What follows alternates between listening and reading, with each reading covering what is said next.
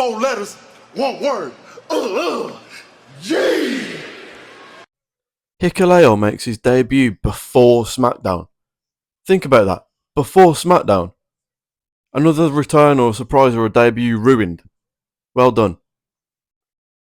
Then, of course, the best way to start any professional wrestling show, showing buildings in the city that they're in. Wow. Riveting stuff, WWE. Thank you for showing us a building. Then they show us what's advertised for the night. More easy booking. More easy booking. Simplest booking you can think of. Qualifying matches. The whole way leading up to Money in the Bank we had it. Let's have it again. Let's have it again. And then we go straight into people walking into the arena. Because that's going to make people get on the edge of their seat ready to see a WWE show. People walking into the arena. And then Naomi. Naomi doesn't have caution tape on her briefcase. That just annoyed me. That annoyed me. So simple to do. Put caution tape on that fucking briefcase. And then no pyro. Still no pyro.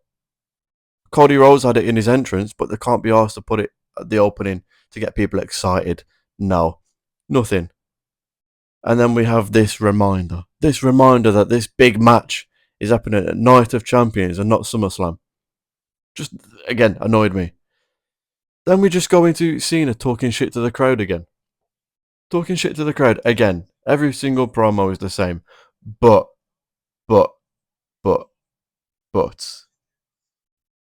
He's so good at what he does. He's so good at what he does. You can't be angry. And then Cody Rhodes coming to the ring in something other than a suit. Showing up to a wrestling show ready to fight in not a suit. It was a nice sight to see. It made a nice change. Made him look like less of a politician. And then his promo made him feel like less of a politician. He was actually serious. He was amped up. He was passionate. Makes a change. He wasn't spitting out words none of us have ever heard of in our life, apart from maybe when we was in school. And then John Rushmore. Just a nice little comment thrown in there. John Rushmore. I like that. That was quite funny. And then LA Knight comes out. LA Knight being the same arena, the same ring as people like John Cena, Cody Rhodes, Randy Orton, exactly where he should be. But then it annoyed me because I thought this guy should have the briefcase right now. Imagine how much more fun this would be if he had the briefcase in his hand with John Cena there. It would make it so much better. And then we have serious R-Truth, serious Ron Killings, whatever you want to call him. I was grateful for that. Grateful for it. And then this was just the corniest thing I've ever seen in my life. John Cena, he's so goofy. He plays it off well, but Jesus, he works much better as a face for that reason. He's a goofball. Then they go into a match where no one can afford to lose. No one can afford to lose this match. Carmelo Hayes, LA Knight, Randy Orton, Aleister Black. No one can afford to take the pin here. So guess who they have take the pin? LA Knight, because obviously, to screw us over one more time, shove it in our face one more time, just to screw with us, just to mess with us, have LA Knight take the pin. That would be funny, wouldn't it? Triple H. And then they're clearly going Cody, Randy, Night of Champions, which just ruins a possible WrestleMania main event in the future. SummerSlam main event, at least. So, Night of Champions, we've got 2 huge matches just thrown away. Bro, how do they expect us to take Solo Sikoa's promo seriously when this dude is in the background looking like that? They should have... Whoever did that lighting for that promo needs fired. Or maybe not, because that is gold. You want to talk about gold? Chelsea Green. Chelsea Green is so good at what she does. She's on FaceTime. In a bikini, in a hot tub. And then she's still going in the background as Zelina Vega's talking to Nick Aldis. Chelsea Green is so good at what she does. This is the last guy, the absolute last guy I want to see on my Friday night at 2 a.m. in the morning. Absolute last guy. Piper Niven wrestling in a suit. Now, I don't know if I add sin or take away from... I don't know what I do. I just found it quite funny. I'm not going to take away or add any to the shit counter. I don't know. It's just funny. Poor Wade Barrett getting absolutely flatlined by Jade Cargill. Poor Wade Barrett. But respect to Wade Barrett. The guy is so good at what he does. Every commentary table needs that colour commentator that sides with the heels. He adds a bit of comedy. He's perfect for it. He's so good at what he does. Claiming the assist for Jade Cargill's win because he softened a blow. That is so good. Also, respect to Piper Niven in this match, wrestling in a suit and putting in the shift that she putting her all into the match. She's really good at what she does. She looked really good in this match in a suit, bear in mind. Still no caution tape on that damn Cash App briefcase. Why not? Find a crime scene, whatever you have to do, get some caution tape and wrap it around it, please. Naomi and Tiffany being set up is straight money. These two are money together. I really hope that they go Tiffany, Jade Cargill, SummerSlam through Night of Champions, and then Naomi cashes in at SummerSlam. That's hopefully the way they're going. Or is that too obvious? I don't know, but I like it. And then, yeah. No words needed. No words needed. Naomi is so good at what she does. I've said that so many times in this video for different people, but Naomi is this is the best work she's ever done in her career. And that's saying a lot because she's been around for a long time. But this is the best thing she's ever done. The best character she's ever played. She deserves what she's being given right now. Hopefully Triple H doesn't mess it up. But it all gets ruined very quickly by Nia Jax still being out there and attacking Tiffany. We are still doing Nia Jax and Tiffany in June 2025. Why are we doing this still? That should have ended months ago. No one cares anymore. It got no reaction from the crowd when it happened. Boring. Stop it. Move on, please. Then we're just going to faces versus faces. The Wyatts versus Motor City Machine Gun.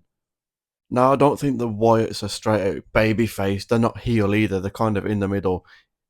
But obviously the crowd are going to cheer for them. So why put them in a situation where Motor City Machine Gun are going to get less of the cheers because they're in the ring with the Wyatts? It doesn't work. This is what face versus face situations do. One of the teams, one of the people, is going to get less of reaction. In this situation, Motor City Machine Guns. Less of a reaction because people are obviously going to cheer for the Wyatts. So why put them in this situation? Put the Wyatts in there with heels. Do they even have a heel team? Street Profits should have turned heel, but they're not. Put the Wyatts into a storyline.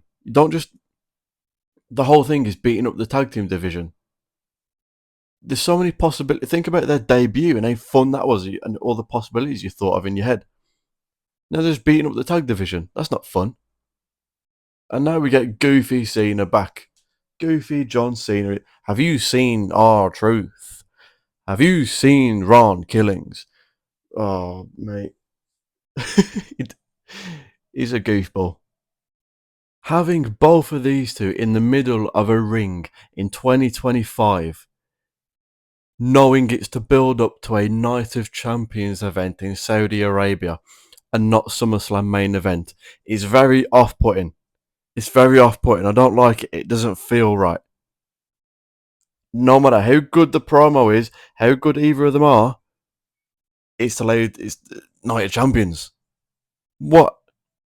And it was a good promo. But no back and forth again. It's just CM Punk cutting a promo to Cena. No back and forth. That's what we all want. That's what we all crave, right?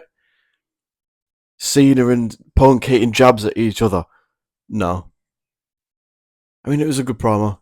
I can't complain too much. But I think CM Punk did forget his lines at one point. And then R-Truth comes out and attacks John Cena again. Now, I said earlier, I like this serious R-Truth. But we can't have him just attack John Cena every time he's on screen. Because this is the only way Triple H knows how to tell somewhat of a storyline, beat each other up every week. That's it. That's a storyline to Triple H. Beat him up every week, and that'll do. Don't need to put any effort into that. Don't need to think about that. Don't need to put a second thought into that. Just beat him up every week. Multiple times a night, actually. Just beat him up twice in one night, instead of actually thinking of a proper storyline for Ron Killings.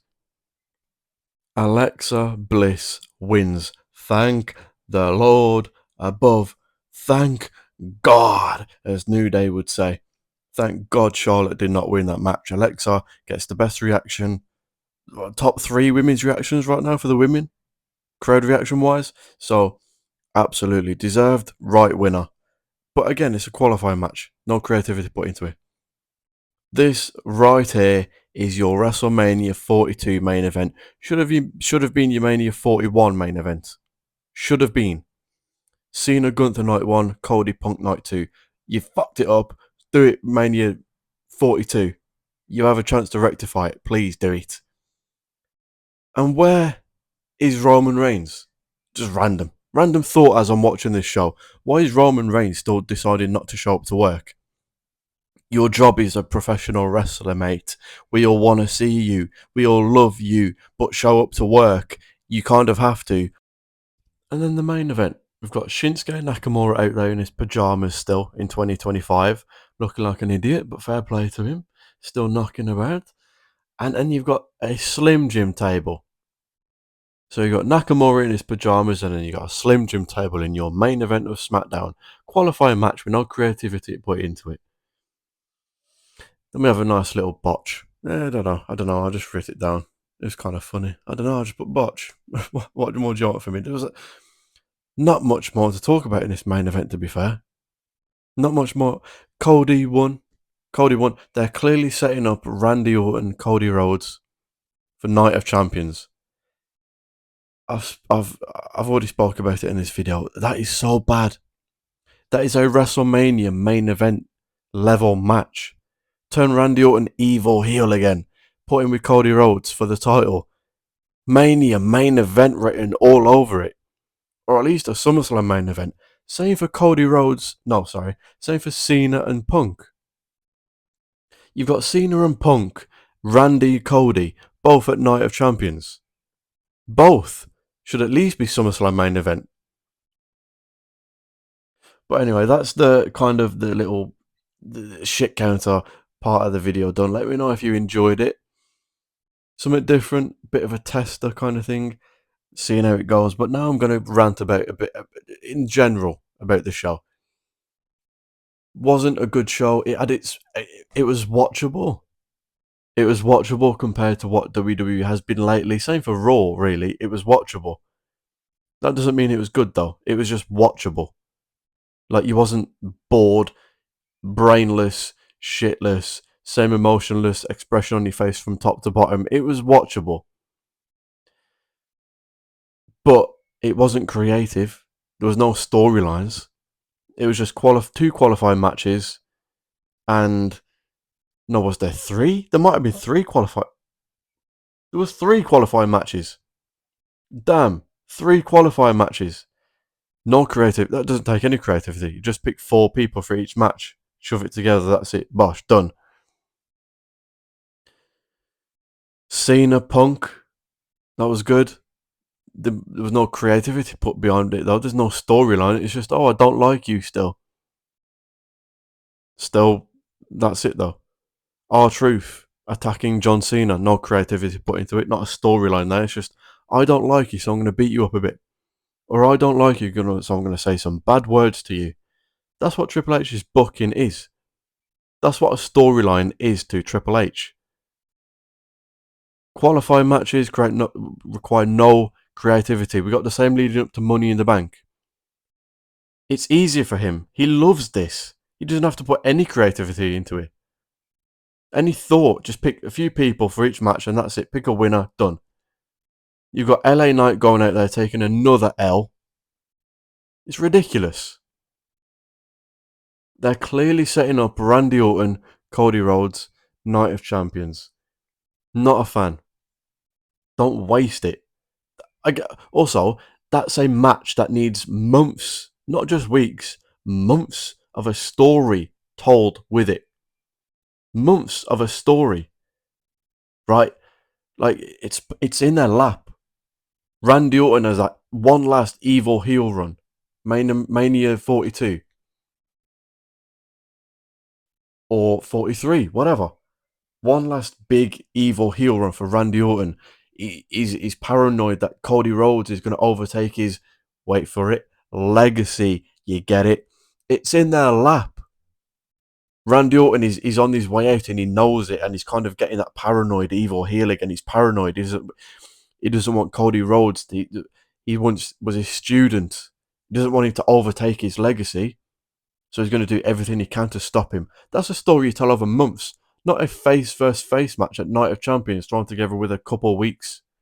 Well, actually, by the time it's official, it'll be 1 week maybe.